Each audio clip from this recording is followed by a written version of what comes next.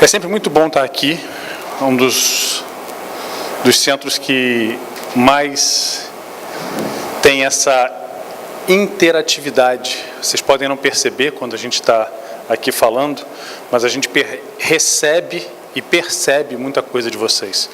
Às vezes as pessoas, eu gosto muito de falar isso para a gente desmistificar a questão do trabalhador da doutrina. O trabalhador não é apenas aquele que trabalha na casa, não é apenas o expositor ou a pessoa que fica ali na porta, ou da reunião mediúnica. Vocês todos, não é nem ao vir aqui, ao decidir sair de casa para vir aqui, ou decidir ir do trabalho para cá, decidir vir, vocês estão trabalhando. O fato de sentar aqui, chegar, dar aquela relaxada, é inevitável, a gente vai olhar no celular, não tem, mas depois, quando desliga e se liga com o resto, nós já estamos trabalhando. Em diversos livros do André Luiz, a gente tem as descrições de reuniões onde há encarnados e desencarnados. Os encarnados durante o sono, e eles usam as energias que nós todos aqui estamos fazendo. Então é muito importante o que nós estamos fazendo aqui. E é muito importante aquele momento de doação realmente. Porque o assunto é sério, muito sério. Nós temos meses, esse é o mês da prevenção do suicídio, esse é o mês da prevenção. É ótimo, porque é necessário que haja um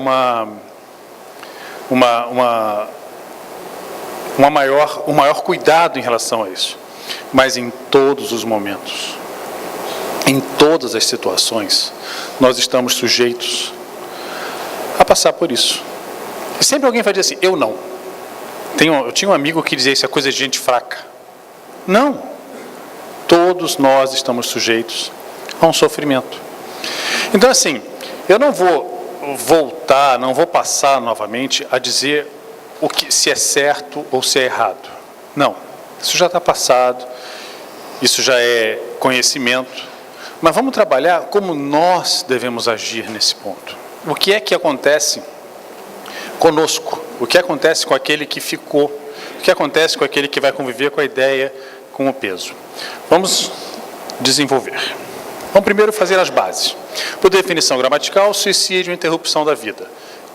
Diga-se, vida física exclusivamente. É um equívoco comum e trágico para aqueles que não encontram equilíbrio emocional e espiritual e um aumento das dívidas espirituais. Uma coisa muito importante a se falar. Ninguém comete o suicídio porque não quer mais viver. Não é isso. É porque não tem forças. É porque se sente sozinho. É porque se sente abandonado. Isso é muito importante. Se sente sozinho, se sente sem forças, se sente abandonado. Isso a gente deve guardar, porque nós vamos falar bastante mais adiante. Segundo Emmanuel, no livro O Consolador, na pergunta 154, a primeira decepção que aguarda um suicida é a realidade da vida que não se extingue com as transições da morte do corpo físico. Vida esta agravada por tormentos pavorosos em virtude da sua decisão tocada de suprema rebeldia. Quer dizer, já é uma situação onde o coitado já está passando por crises, já está triste, já está passando por tudo que nós falamos, já está naquela depressão profunda que todos nós já conhecemos, e aí ele tem aquela ideia de que se tomar essa atitude, se fizer aquele ato que demanda muita coragem também, tudo vai acabar. E de repente não, tudo continua. A gente tem aquela ideia, nós enquanto espíritas, sabemos que as coisas vão continuar. Sabemos a pluralidade das existências, sabemos que hoje estamos passando por resgates do que fizemos no passado e que temos que nos cuidar. Mas e aquele que é totalmente materialista? Ou ainda, aquele espírita, propriamente dito, que se perde, que está cansado, que está sozinho. Imagina o impacto que é perceber que tudo continua. Nós temos que levar em consideração que essa pessoa vai ter que continuar constantemente sendo apoiada. Então, esse já é um primeiro parêntese que eu gosto de dizer. Muito cuidado. Fulano cometeu suicídio. não sabia o erro que cometeu. Não julgue. Muito cuidado com o julgamento. Vamos voltar para o conceito de pluralidade das existências. Estamos a milhares, dezenas de milhares, não tem nem como dimensionar quantas milhares de reencarnações nós já tivemos. Será realmente que nós não passamos por isso ainda? Será que nós não cometemos todos, eu digo isso mesmo, todos esses erros que nós apontamos o dedo para julgar os outros? Eu escutei na jornada espírita do ano passado, lá em Itajaí, uma coisa que me marcou muito e deve ter sido algo que era muito importante para mim, porque eu dou um jeito de encaixar em toda a exposição que eu faço. E eu falo umas 6, 7 vezes por mês. O Peixinho, que era um palestrante, falou na jornada de Itajaí: nós somos espíritas materialistas. Significa que nós somos espíritas hoje, já, agora, pelo bem deste corpo. Nós aprendemos que devemos tomar uma série de atitudes.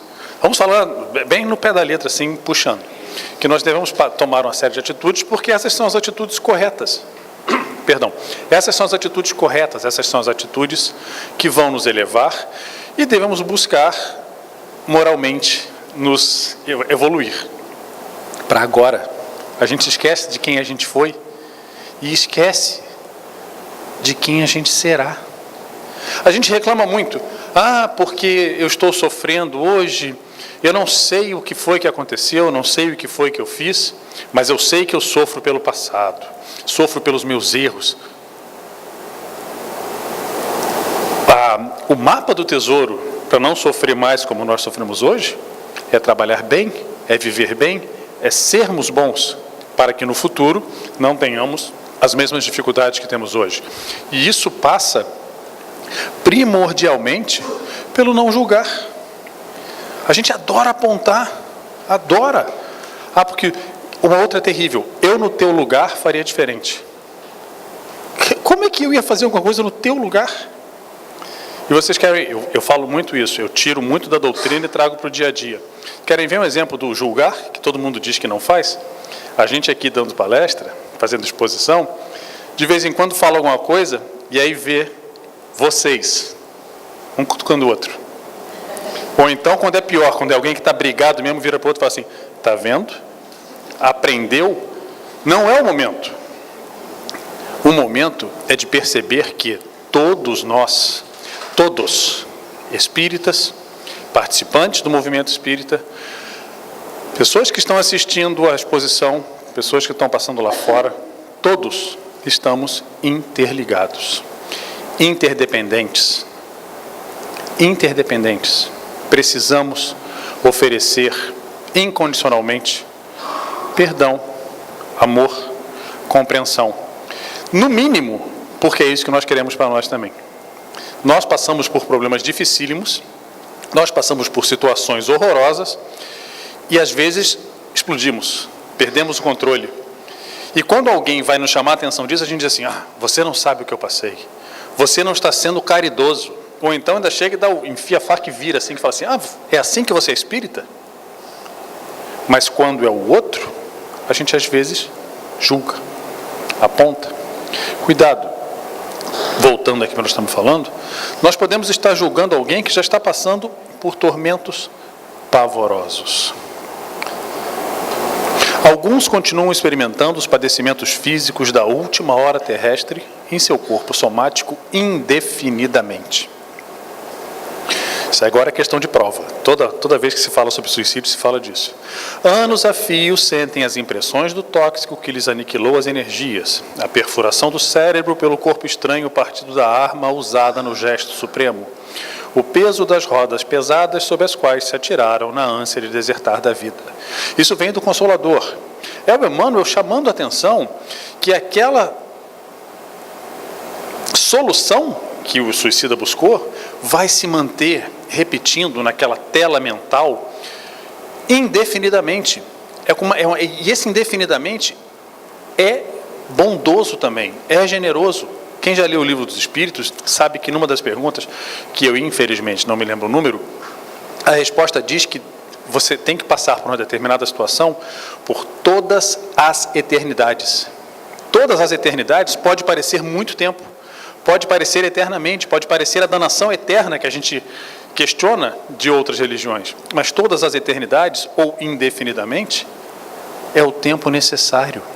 É o tempo necessário para você assumir a sua responsabilidade, para você perceber que você errou e ir para a coisa mais difícil de todas, pedir ajuda. Vamos voltar para a literatura. Nosso lar, doutor André Luiz passou aquele tempo todo no umbral. E a chave da saída era ele pedir ajuda. Quanto tempo ele passou dizendo: eu estou aqui, vocês não estão me vendo, eu sou o doutor André Luiz, eu estou machucado, vocês estão salvando os outros e estão me deixando aqui. Até que ele parou e pediu. Tira da literatura e traz para o nosso dia a dia. Quantas vezes a gente carrega aquele peso terrível porque tem vergonha de pedir ajuda? Imagine alguém que também está passando por esses tormentos, o quanto não precisa de ajuda também. Vamos aprender a estender um pouco mais a mão. Suicídio não é apenas tema de exposição, é algo que está ao nosso lado. Comumente, a pior emoção do suicida é de acompanhar minuto a minuto o processo da decomposição do corpo abandonado no seio da terra, verminado e apodrecido. Isso é terrível. Mas também é uma lição para que ele, no futuro, entenda que aquela matéria, aquele material, eu faço muito a comparação com a roupa que estava me servindo hoje, que é bonita, que é brilhosa, que foi bem passada, daqui a algum tempo vai estar puída. Ou eu vou engordar mais, ela não vai caber, e eu vou me desfazer dela. Tem gente que não, que deixa aquele armário cheio, e depois fica: ai meu Deus, o que eu vou fazer com isso tudo? Fisicamente é a mesma coisa. A gente se apega a isso, a gente se apega a essa roupa, e tem dificuldade de deixar ela. Então é importante que a gente veja também ela se desfazendo, muito embora seja extremamente doloroso. Segundo o Evangelho, segundo o Espiritismo, no capítulo 28, item 71. Jamais o homem tem o direito de dispor da vida, pois só a Deus cabe retirá-lo do cativeiro da terra quando julga oportuno. O suicida é qual o prisioneiro que foge da prisão antes de cumprida a pena. Quando preso de novo, é mais severamente tratado. O mesmo se dá com o suicida que julga escapar às misérias do presente e mergulha em desgraças maiores. Tudo isso aqui, nós ainda estamos na parte teórica, para explicar por que é que, apesar dos tormentos que a gente falou, apesar da necessidade de apoio, apesar da necessidade de caridade, ele tem que passar por aquilo. A comparação com o fugitivo é perfeita. Você fugiu da prisão, ou você deixou de fazer alguma coisa, até colégio, você repetiu de ano, você tem que fazer de novo. Você saiu antes de terminar o seu expediente, você tem que compensar. É a mesma coisa. Você, de alguma forma, vai ter que trabalhar para recuperar este tempo. Mas então vem mais. Já conceituamos o suicídio. O que leva ao suicídio? Ainda teórico. A incredulidade, falta de fé, dúvida, ideias materialistas. Em suma, crer que o nada é o futuro, como se o nada pudesse oferecer consolação, como se fosse remédio para supostamente abreviar o sofrimento, crença que na verdade se constitui em covardia moral. Entre parênteses, como se fosse uma sala de aula. Quando se diz covardia moral, não se está apontando o dedo e julgando, está dizendo: nós aqui estamos trabalhando para buscar uma evolução moral, e não apenas aqui no Centro Espírita. Seres humanos em evolução buscam crescimento moral. Alguns se perdem. Muitas pessoas dizem assim: a doutrina espírita diz que nós estamos evoluindo, a lei da evolução, na parte terceira do Livro dos Espíritos, diz que nós estamos sempre correndo adiante, e tem coisas terríveis acontecendo à nossa volta. Claro, Deus está sempre criando. Nós temos almas das mais variadas idades, vamos colocar assim, e com as mais variadas escolhas. Não vamos nos esquecer jamais do conceito do livre-arbítrio. Só que nós também, como espíritas materialistas, usamos o livre-arbítrio de forma equivocada. A gente adora falar do nosso livre-arbítrio quando dá certo. quando as nossas escolhas nos levam ao que a gente achou que era o melhor para nós, eu consegui. Quando as nossas escolhas nos derrubam, quando as nossas escolhas fazem com que a gente seja prejudicado, foi o obsessor, foi alguém que me quis mal. Nunca fui eu que escolhi errado. Nós também somos, de certa forma, incrédulos. Tratamos um pouco da falta de fé. Temos algumas dúvidas e ideias materialistas. Então não é só o suicida. Cuidado, de novo, no apontar o dedo, se nós não fazemos a mesma coisa.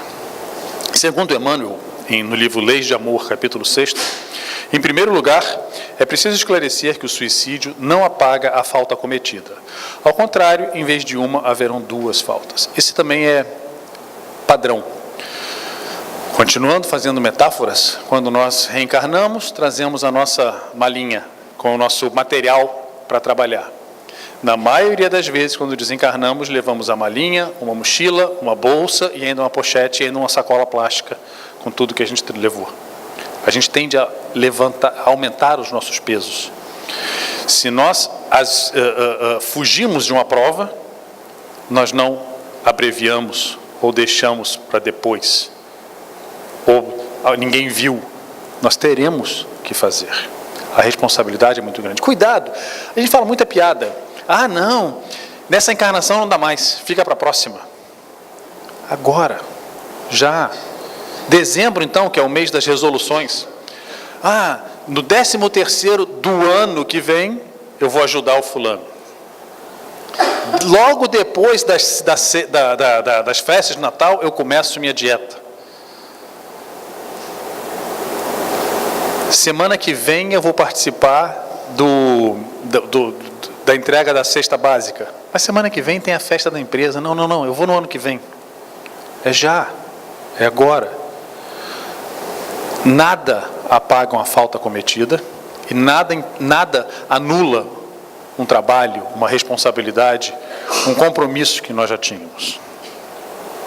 Segundo, ainda no livro, que o espírito, quando se dá conta do ato cometido, constata que nada valeu, ficando literalmente desapontado com os efeitos obtidos e que não eram os buscados, pois se certifica que a vida não se extinguiu e que continua mais real que nunca.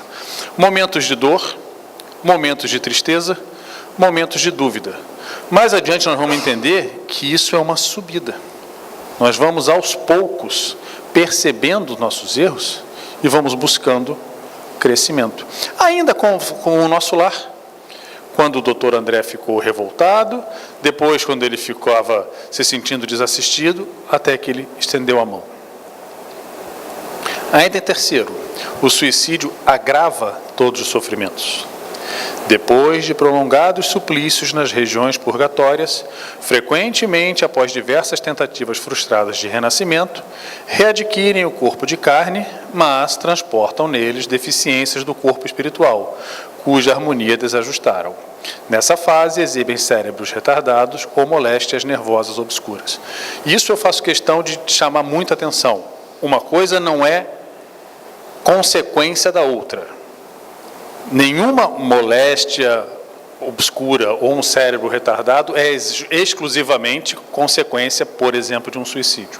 O que se diz aqui é, você cometeu um suicídio, você feriu o seu corpo físico e o seu corpo perispiritual. Isso tudo tem que ser recuperado. Esta recuperação é demorada, muitas vezes é dolorosa, é extremamente trabalhosa, mas você às vezes tem aquela ânsia, enquanto espírito, de retomar, porque você, logo depois de reassumir a consciência, você percebe que tem que voltar e resgatar.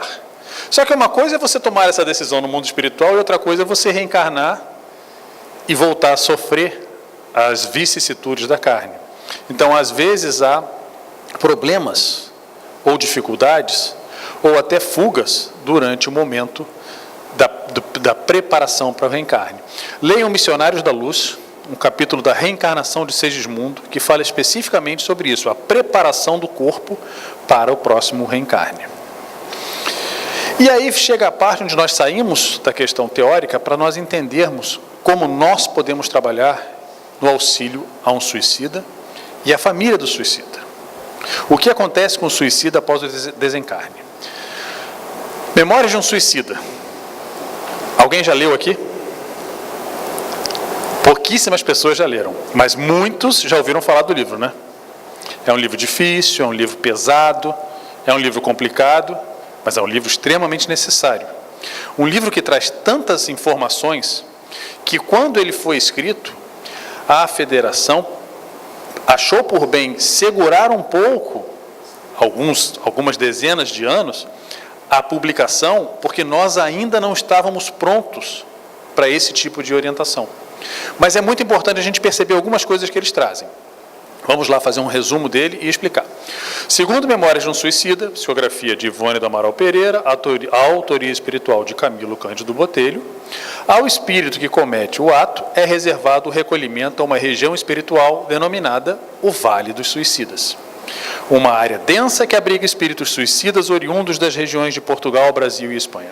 Isso está no livro. A questão de onde eles vêm e onde eles estão é irrelevante. O que é importante é local reservado a recolhimento, denominado Vale dos Suicidas. Não é castigo.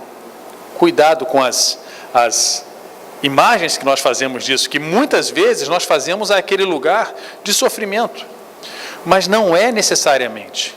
É um lugar de recolhimento e é natural que as pessoas estejam se sentindo perdidas, porque é o lugar imediato onde elas vão logo depois desse ato. Quem é mais ou menos da minha idade, e por favor não levantem a mão porque a gente não precisa fazer essas coisas, assistiu uma novela chamada A Viagem, que falava algo parecido, e falava mais ou menos essa história. Começa num lugar pesado e depois vai se fazendo assim. Nós precisamos, enquanto espíritas, desmistificar a questão do Vale dos Suicidas, que não é um lugar para onde os espíritas vão sofrer, onde eles vão expiar, onde eles vão pagar. Um segredinho, onde se vai expiar e pagar é aqui, é reencarnado. Nós estudamos no mundo espiritual e nos provamos aqui no mundo físico. Então, o espírito, logo após o suicídio, vai para o Vale dos Suicidas. Não vou dizer para vocês por que ele suicidou, nem como, que é para vocês lerem o livro. Então, ele permanece no Vale dos Suicidas por longos 13 anos. Esses números são irrelevantes também, é só para dizer que é bastante.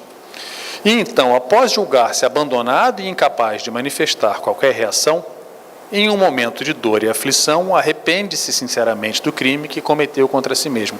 Isso é também aquela variação do tempo indeterminado ou indefinido, ou todas as eternidades. Cada um demora o tempo que for necessário para se conhecer, e mais do que para se conhecer, para se reconhecer, para aceitar os erros, para olhar no espelho e falar, agora temos que resolver. E não é assim, alguém tem que resolver para mim. Onde está o meu mentor que não me ajuda nesse momento? Ele está ali do teu lado, assim como está aqui em todos os momentos.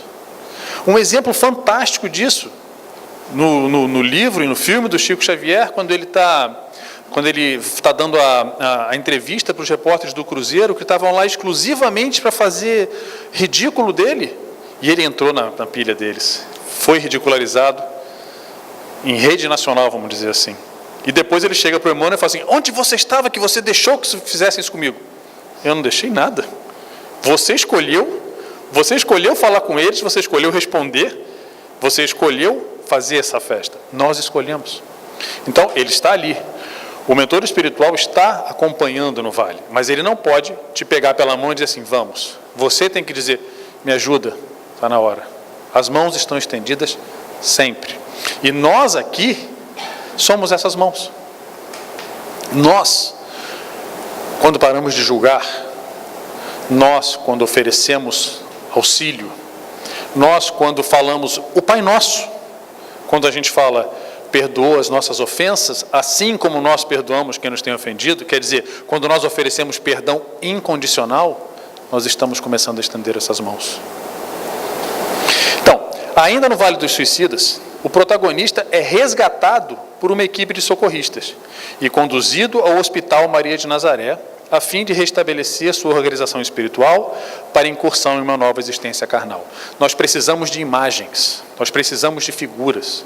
Então, quando a gente diz que é levado para um hospital, é natural que é para a gente sentir que aquilo está sendo cuidado, que aquele corpo perispiritual está sendo reformulado, está sendo, de certa forma, utilizando essa palavra, curado. Mas pelas suas forças, pela sua vontade, pela sua determinação e pelas boas energias que nós enviamos. Então, de novo, vocês estão aqui, escutando a exposição, daqui a pouco tem o passe. Tenham paciência. Não fica batendo o pé assim, balançando a perna porque está demorando. Cuida. Se de repente, eu gosto muito de falar essa, a primeira pessoa que vai tomar o passe pode sair e vai sair assim, quase flutuando aí nessa rampa. Nem percebe que ela é íngreme, vai contente. Chega lá embaixo, percebe que o carro dela está trancado. Acabou. E quer ver a lição que o mundo espiritual vai dar? O dono do carro é um passista. E que só vai sair depois que terminar de dar o passe para as 200 pessoas que estão aqui. Você que foi o primeiro que estava lá embaixo, você vai continuar dizendo obrigado, Senhor, por tudo que eu passei, ou você vai receber ele com 3 pedras na mão? É a mesma coisa. Nós temos que nos manter elevados, porque em todos os momentos nós estamos desenvolvendo e emitindo pensamentos. Nós somos antenas repetidoras. E seria muito bonito a gente dizer que nós somos antenas repetidoras, que somos responsáveis por aqueles que nós amamos e que convivem conosco, minhas filhas, meus... Não. Nós somos responsáveis pelas emissões para todos. Eu quero emitir bons pensamentos. Eu quero emitir bons sentimentos. É lógico que eu vou ter momentos de queda, mas ao perceber esses momentos eu tenho que me elevar novamente, porque eu preciso ajudar alguém a restabelecer sua organização espiritual. Imaginem encarnado com uma família, sabendo o que está acontecendo, já foi difícil. Depois de passar os longos anos necessários no Vale dos Suicidas, trazido para o hospital, você não vai precisar de muito mais ajuda? E é necessário também esse nome, Hospital Maria de Nazaré. Nós precisamos dessa imagem da Redentora, da mãe, para nos acolher. E ela também, e todas as suas enfermeiras, como está no livro, precisam da nossa ajuda. É importante nos manter elevados. Ah, mas eu não conheço ninguém que cometeu suicídio. Graças a Deus, você nunca passou por isso. Continue orando por todos aqueles que, infelizmente, já passaram. Aí, no hospital, mais 10 anos, experimentando grande angústia. À proporção em que a sua consciência tomava conhecimento das leis divinas no plano espiritual, o sentimento de arrependimento e culpa aumentavam. Isso é natural também.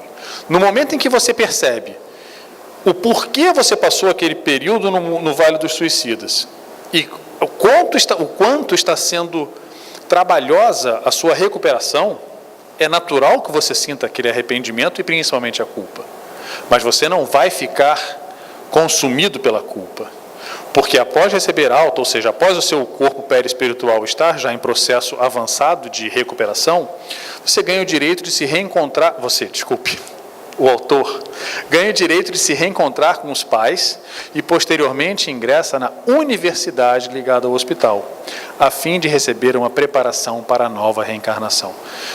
Primeiro, reencontrar com os pais é um conceito que é necessário naquela situação. Espero que aqui ninguém tenha passado por isso. Mas um pai que perde um filho para o suicídio é alguém que vai passar o resto da vida se sentindo culpado. E um suicida, ao perceber que nada do que ele fez mudou a situação, vai se sentir extremamente culpado pelo que fez a si e aos outros. Então é necessário que haja esse reencontro, este abraço e este acolhimento, que também depende das boas vibrações que nós mandamos. E a universidade também é uma imagem fantástica e necessária para nós, porque não é assim, vai, reencarna. Ele vai passar novamente por todos os ensinamentos, por toda a preparação, por toda a dedicação necessária, todo o treino necessário para recomeçar. Ah, mas então não vai errar nunca mais. Seria ótimo, né? A gente saiu da faculdade, quem fez faculdade, saiu da faculdade e nunca mais cometeu um erro. Já saiu com tudo pronto, sai fácil. Não, a gente aprende de novo os básicos para vir a reencarnar, para uma nova reencarnação. O sofrimento do suicida só termina quando o espírito consegue passar com êxito por todas as provações que o levaram a cometer o suicídio e ainda resgatar os prejuízos acumulados com o feito do ato criminoso. Isso pode levar séculos, estendendo-se por 2, 3 ou mais existências subsequentes. Não esqueçam jamais que enquanto estamos desencarnados, somos mais fortes, somos mais sábios, temos um auxílio espiritual, vamos colocar assim, visível, mas quando encarnamos, estamos sujeitos à carne. Estamos reencarnados no planeta de provas e expiações, onde há o predomínio do mal. Está no livro dos Espíritos, não sou eu que estou colocando. Nós somos ainda formados pela matéria deste plano, então estamos sujeitos a passar por esse tipo de situação. E isso não é castigo, isto não é tortura, isto é ferramenta para a prova. Então é natural que aquele espírito que está desencarnado e que passou por toda aquela situação, foi se preparando, na hora de reencarnar, ele tem um certo medo. Porque ele sabe que ele vai ter que recuperar uma determinada situação, que ele vai ter que resgatar uma determinada situação que ele fugiu. E ele sabe que ele vai passar por aquilo novamente e que muito provavelmente vai passar por aquilo elevado. Por isso, às vezes, há aquelas situações onde ele não consegue se recuperar. Há uma história muito comum que se fala do Chico Xavier, de uma mãe que foi reclamar com ele que o filho nasceu cego, surdo, mudo, e que agora os médicos diziam que ele estava ficando paralítico. Qual era a justiça divina disso? O Chico pediu que ela orasse, pediu que ela tivesse paz, pediu que ela tivesse calma. Ela reagiu de um jeito natural e depois ele explicou para as pessoas que estavam com ele. Realmente, ele nasceu cego, surdo e mudo, e agora o mundo espiritual estava fazendo com que ele passasse por essa questão da paralisia, porque nas últimas 4 reencarnações ele tinha cometido suicídio e ele estava com vontade de fazer isso de novo. Então, segurou-se isso através dessa situação. Ah, mas isso é maldade. Não sei. Eu não sei o que foi passado nas outras reencarnações. E, de novo, não me cabe julgar. É necessário a gente perceber que o suicídio leva a todas essas situações. O suicídio também leva a um renascimento, que seria a questão do Vale dos Suicidas, a um acolhimento, que é o hospital, e a uma preparação, que é a universidade. E nós todos somos os socorristas, os acolhedores e os professores. Cabe a nós estender paz, estender amor, estender caridade incondicionalmente, não importa o que o outro cometeu. Deus é amor, e Ele outorga a todas as criaturas a maior expressão da sua bondade infinita, que é a possibilidade de os seres evoluírem sempre, incessantemente. Ele permite que as existências se sucedam, ofertando as oportunidades infinitas de reajuste e reforma. E isso é possível através do mais efetivo veículo da lei de evolução, que é a reencarnação. Imaginem se nós não tivéssemos a oportunidade de resgatar os nossos erros, por maiores que eles fossem. Porque a gente acredita assim, não fui um bom marido, não fui uma boa esposa, não fui um bom filho, não fui um bom pai. Na próxima reencarnação, eu vou vir com convicção e vou mudar. Mas e os outros erros? E os outros erros que nós não admitimos em público? Aquele erro que a gente só reconhece quando olha no espelho de manhã, antes de fazer a barba, antes de botar a maquiagem, quando a gente olha assim e vê, às vezes tem até medo. Esses erros acontecem. E enquanto nós não pararmos e entendermos e assumirmos a responsabilidade pelos nossos atos, e não percebermos que estamos todos interligados, que não é problema dele, que alguém tem que resolver, que alguém tem que fazer alguma coisa, Onde está esse mentor que não faz nada? E sim, sou eu que tenho que orar, sou eu que tenho que estender a mão, sou eu que tenho que pedir. Enquanto nós não trabalharmos nisso, nós continuaremos sujeitos a equívocos desse jeito. Então, conhecendo a reencarnação, conhecendo os mecanismos da reencarnação, conhecendo a responsabilidade que cada um de nós tem por todos aqueles que estão à nossa volta, e percebendo a dificuldade, a importância e como a cada vez mais essa questão do suicídio tem aparecido, vamos trabalhar de forma diferente. Não julgar, estender a mão. Lembrar que, para além da questão do suicídio, há uma alma perdida, alguém sofrendo, alguém que certamente pediu ajuda, alguém que talvez de brincadeira disse, eu vou me matar, e a gente fala bobagem. Imaginem o peso de alguém chegar para vocês e dizerem, eu vou me matar, e você dizer bobagem, e no dia seguinte você não encontrar mais essa pessoa. Não há bobagem, há a necessidade de se estender as mãos. Senta aqui, conversa comigo. Atendimento espiritual é fantástico. O socorro espiritual que o Centro Espírita oferece é necessário, mas cada um de nós tem uma arma poderosíssima contra isso, que é a mão estendida, é o sorriso, é um telefonema, é perceber que o outro está triste e não tenho nada com isso. Nós fazemos muito isso. A questão principal agora, para concluir, estamos todos na mesma caminhada. Somos todos irmãos.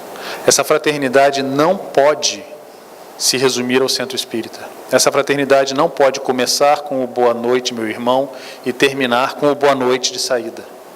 Esta fraternidade deve continuar em todas as nossas orações. Vamos orar pela nossa família? Vamos. Vamos orar por quem nós amamos? Vamos. Mas vamos orar também por aqueles que sofrem, por aqueles que temem, por aqueles que choram, por aqueles que estão vendo a sombra, por aqueles que não veem nada. É lindo escutar o Divaldo recitar o poema da gratidão e sentir todos os nossos arrepios e falar assim, não, mas é ele. Eu posso oferecer as mãos, eu posso dar graças a Deus pelo que eu tenho, mas também posso dizer que ajude aqueles que não têm.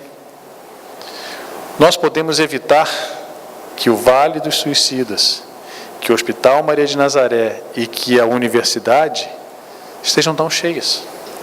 Nós podemos auxiliar na reforma, recuperação e especialização de cada um desses. Nós podemos, principalmente, em uma palavra, nos amar.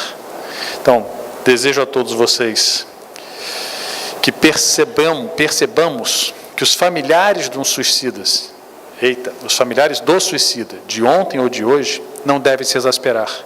Ao contrário, mantenham viva a esperança de que é possível a remissão das faltas e que o Pai de misericórdia propiciará os meios de fazer com que o próprio autor do ato extremo se reconheça espírito eterno e indestrutível e que a calma, a resignação e a fé serão os mais seguros preservativos contra as ideias autodestrutivas. De novo, em uma palavra, amor.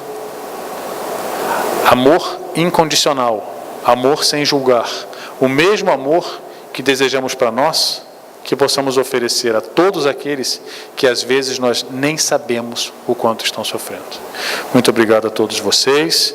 Eu fecho com essas palavras. Não será demais que se repita. Deus é bondade infinita e, portanto, não permite que suas criaturas sofram indefinidamente e que esse sofrimento poderá ser abreviado mais rapidamente, mercê de orações sinceras e cheias de amor de todos quantos querem que se restabeleça o bem. Tenho certeza que todos nós queremos. Muito obrigado e uma boa noite a todos.